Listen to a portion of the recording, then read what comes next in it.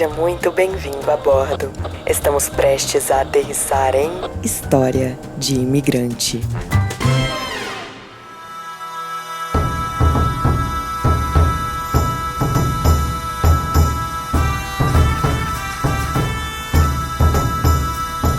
Chega mais que hoje a história é de coragem, é de bravura e de uma mulher destemida.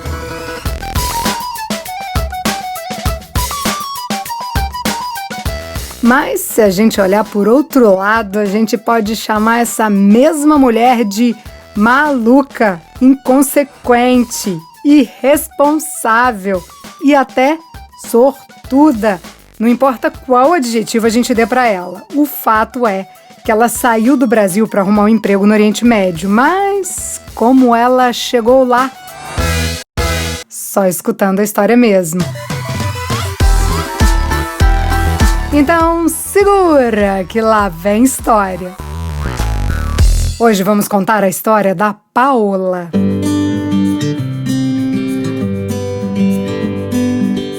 A Paola estava num daqueles momentos da vida de transformação. Ela tinha acabado o namoro com um inglês e esse cara também era sócio dela numa empresa de consultoria que ela tinha lá na Europa. Então, quando o namoro acabou, a empresa não seguiu adiante. Enquanto isso, no Brasil, o pai da Paola estava enfrentando problemas sérios de saúde. Aí ela resolveu dar um tempo em tudo. Tempo de namoro, tempo de trabalho, enfim. Ela foi passar uma temporada mais perto do pai, em Minas Gerais. Só que os meses foram passando e ela meio que caiu em si. Cara, não tenho mais grana, preciso trabalhar. Isso já tinha uns 5 meses que ela estava nesse período sabático. Ou a gente pode falar desempregada mesmo. Aí ela atualizou o perfil profissional dela lá no LinkedIn e pouco tempo depois recebeu uma mensagem. A mensagem vinha da Arábia Saudita.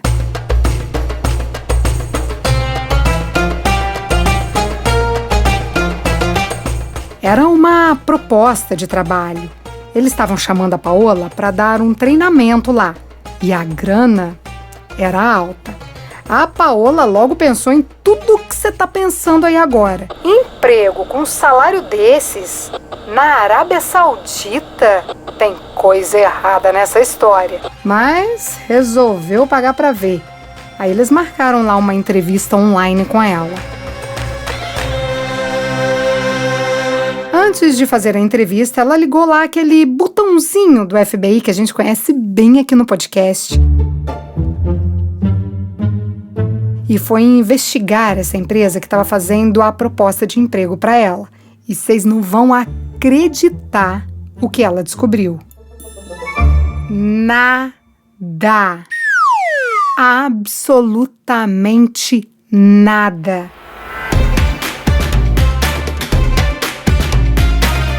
Ela achou o nome da empresa no Google. Não tinha nenhuma rede social, nenhum perfil de nada. A empresa simplesmente não existia. Mas, como ela não tinha nada a perder, não, pelo menos enquanto estava segura ali no Brasil. Aí foi lá para a entrevista online, aceitou a ligação. Cadê o vídeo? Era uma entrevista só de áudio. Beleza, tava tudo muito, como é que eu falo aqui? Sigiloso. Ela passou para a próxima fase, isso quer dizer, próximo passo desse processo de seleção era falar com o sheik. Ela voltou a fuçar na internet em busca de qualquer sinal, de qualquer informação. Ela queria ver onde estava se metendo, agora ela tinha o nome do sheik. Aí ia ficar mais fácil. Digitou lá o nome do homem e, adivinha? Nada. Nenhuma informação em lugar nenhum. Ela pensou, tem caroço nesse angu, mas decidiu pagar para ver de novo.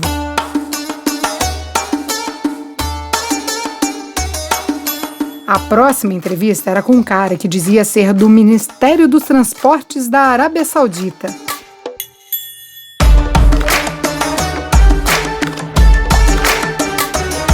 A entrevista dessa vez foi em vídeo. Ela viu a cara do homem que, por sinal, era bem simpático e tal, mas ela estava totalmente perdida. Quando a gente vai para uma entrevista de emprego, a gente meio que estuda a empresa e tal, né? A gente tenta dar uma resposta de acordo com os valores dessa empresa.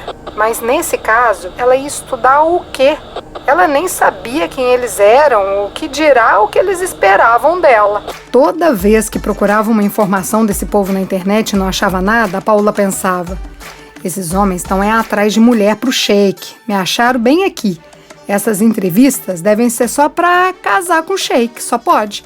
Ficar lá abanando o homem no harém dele o dia inteiro, obedecendo todas as ordens, submissão total.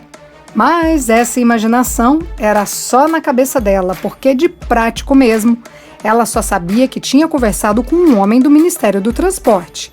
Aí Paola teve uma ideia. Vou procurar esse homem na internet. Cara importante deve estar pra todo lado, né? Só que mais uma vez, nada. Mas eis que uma fotinha do cara aparece lá no cantinho, num jornal local que falava sobre transporte. Daí ela pensou: ah, tá tudo certo, a coisa é séria mesmo. Mentira, não pensou nada disso não. Tava ali com aquele ar de desconfiada. Mineira, né? Sabe como é que é? Mas não tinha muito tempo pra pensar, não. Os caras estavam com pressa. Ela tinha só uma semana para embarcar para a Arábia Saudita. Paola foi se preparar. Foi se preparar assim, saca só a ideia dela.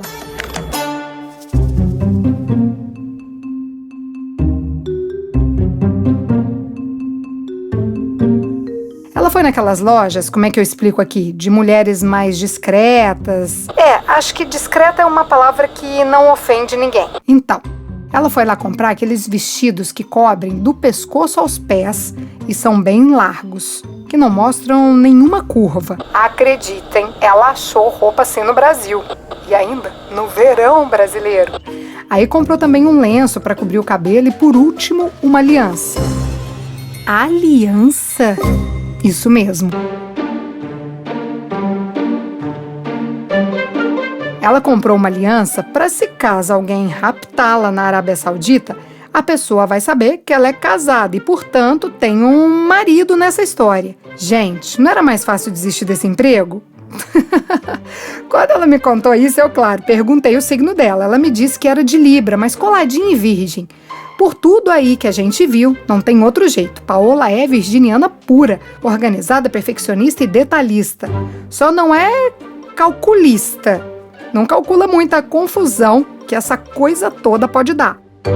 Mas bora continuar aqui, porque a viagem vai começar.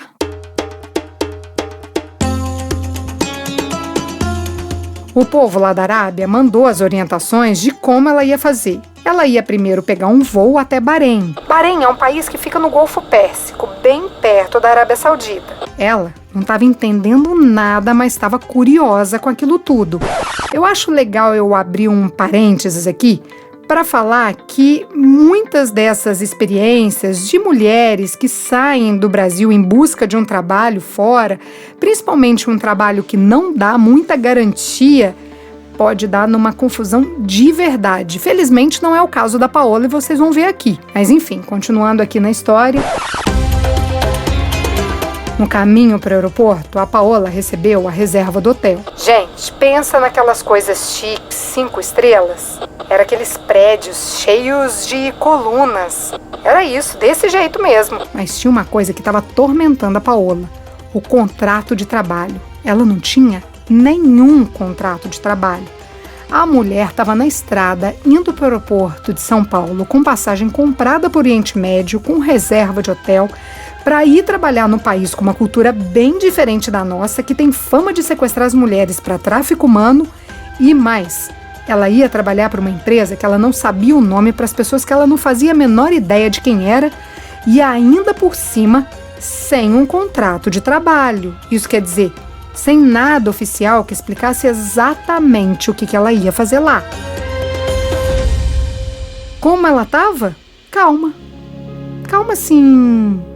Mandou uma mensagem pro povo lá falando: se vocês não mandarem um contrato, eu não embarco. Minutos antes do embarque, o celular apita. Era o e-mail com o contrato de trabalho. Mas assim, O contrato era cheio de código e os parágrafos sempre tinham observações do tipo: segundo as leis trabalhistas da Arábia Saudita. E a Paola ia lá saber das leis trabalhistas da Arábia Saudita? E também nem tinha tempo para pesquisar. O jeito foi arriscar. Deixa eu dar um recado importante aqui. Não façam em casa o que eu vou contar aqui agora. Isso pode ser perigoso. Paola assinou o contrato e resolveu pagar para ver.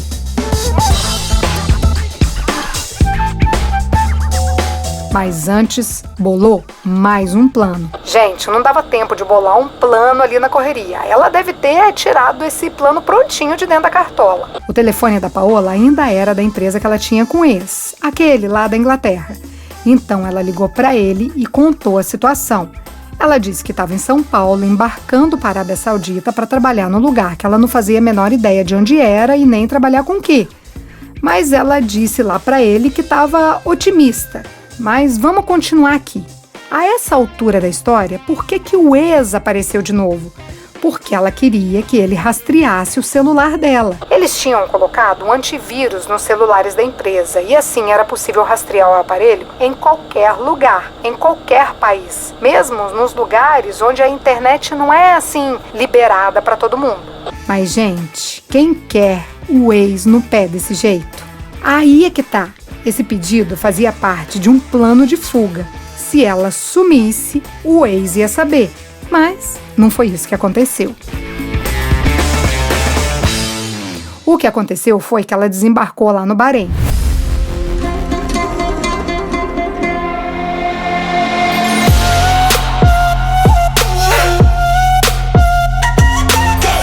Colocou lá as roupas especiais, a aliança e tinha um cara esperando por ela. Esse cara era desse jeito aí que vocês estão imaginando mesmo. Vestia aquelas túnicas brancas com aquele lenço no cabelo. E diga-se de passagem, bem de passagem, que o cara era gato. Bom, foi o que ela falou.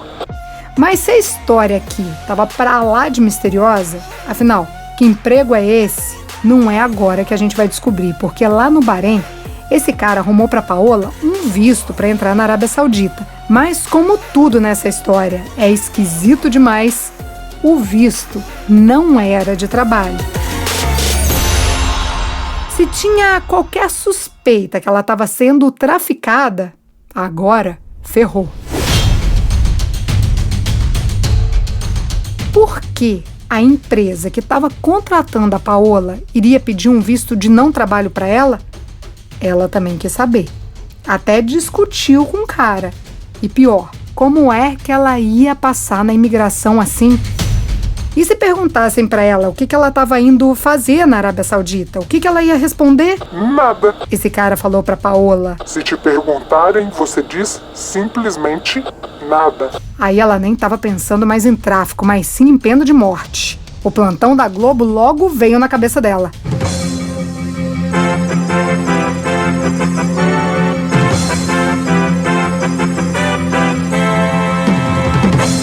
Brasileiro é condenado à pena de morte por mentir na imigração da Arábia Saudita. E agora, fazer o quê? Ela resolveu por conta e risco que ia dizer que era turista. Essa história de nada vai convencer quem? Vou falar que vim pra passear. Aí já projetou mais um plano ali na cabeça dela. Oi, oficial de imigração, eu vim conhecer Meca. Isso, Meca. O sonho da minha vida inteira é conhecer Meca. Meca, claro, cidade importante para os muçulmanos e para mim também. Pronto, plano elaborado e devidamente memorizado.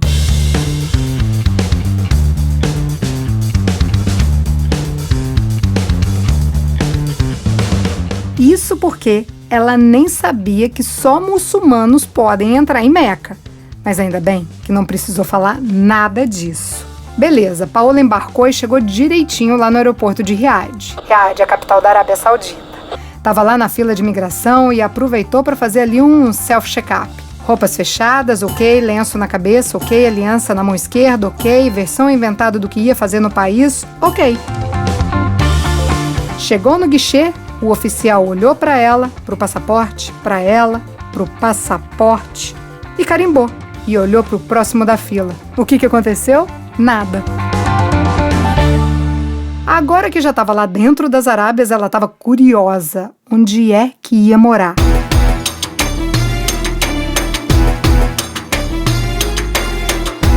Os caras da empresa tinham mandado fotos de um apartamento super bacana no condomínio que era só o luxo. Mas ela logo pensou, é agora que eu vou descobrir a verdade. Deve ser um muquifo. Teve um cara lá que foi buscar a Paola no aeroporto e até levou a nossa brazuca para comer um hambúrguer e depois para o apartamento. E acreditem, o apartamento era igualzinho às fotos que ela tinha recebido. A Arábia Saudita é tão de boa que 2 semanas depois ela tirou a aliança do dedo. Ela falou que a aliança estava atrapalhando ela arrumar uns peguetes. Menina já chegou na caça. Mas aí você deve estar louco para saber. E esse emprego, afinal de contas, que mistério é esse?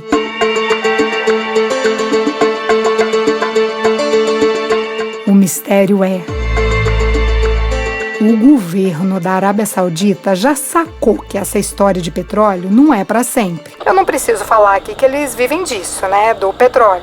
Pois é, eles sabem que não dá para ter vida de sheik com petróleo para sempre. Então, eles querem aproveitar que o país fica ali no Golfo Pérsico e também no Mar Vermelho para investir em transporte de mercadoria. E assim, não precisa nem ser o gênio da lâmpada para saber que essa parada de entrega é o petróleo do futuro, na real, do presente. Então, o governo lá do país tem um programa que chama 2030, ou 2030, como ela me contou.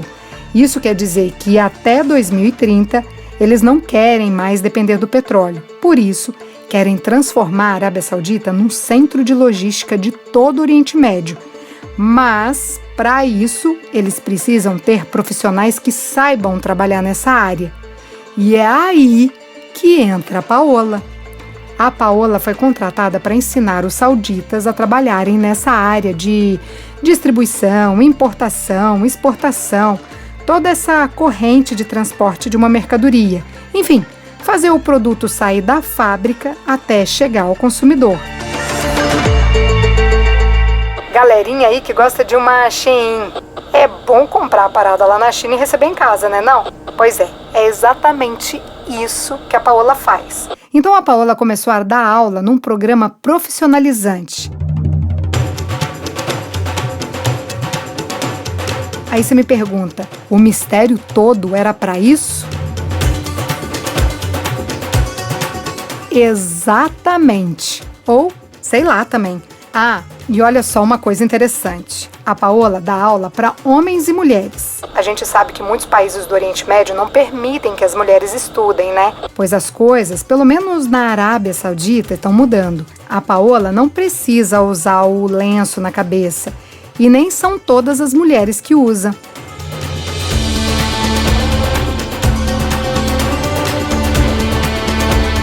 Ela acha o máximo essa história de fazer parte da transformação da vida dessas mulheres. Antes de viver na Arábia Saudita, a Paola já morou em mais de 20 países. Então, vira e mexe, as meninas sauditas perguntam para ela como é que é a vida fora de lá. A Paola conta que não precisa casar com alguém da família, aliás, que as mulheres nem precisam casar se não quiserem, nem ter filho e que podem sim estudar e serem independentes, sem ter que obedecer a nenhum homem. A Paola me disse que muitas mulheres da Arábia Saudita se matam porque não aceitam essa submissão feminina. Mas desde 2017 as coisas estão mudando por lá. Tudo devagar, mas a Paola acha que a logística que ela ensina é uma parte muito pequena do papel dela ali. Ela acha que a função dela mesmo é dar força e exemplo para as mulheres conquistarem o que elas querem. E para os homens, ela não só ensina, mas mostra que a mulher tem lugar de destaque e merece todo o respeito.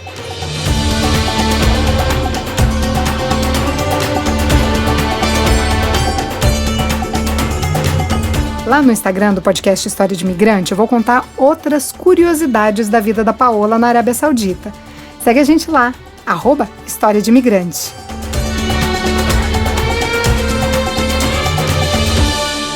Essa é a história da Paola. Na semana que vem, a gente entende como a Cecília foi parar no hospital psiquiátrico nos Estados Unidos depois de participar de um programa de au pair. Ela morou em casa suja, comeu comida vencida, conviveu com família que não conversava e, quando resolvia se comunicar, era em chinês. A Cecília morou até numa casa com um cara que se masturbava a noite toda. É realmente de pirar, né? A história da Cecília sai na próxima quinta-feira, no YouTube e nas plataformas de podcast. Todas as histórias que contamos aqui são reais, algumas delas são anônimas. Se você tem uma história de imigrante para compartilhar, conta pra gente. Nosso WhatsApp é 650-834-9209. A edição de som é de Tadeu Jardim, a produção, roteiro e apresentação, Priscila Lima. Essa é uma realização Estúdio Fita. Até a próxima história.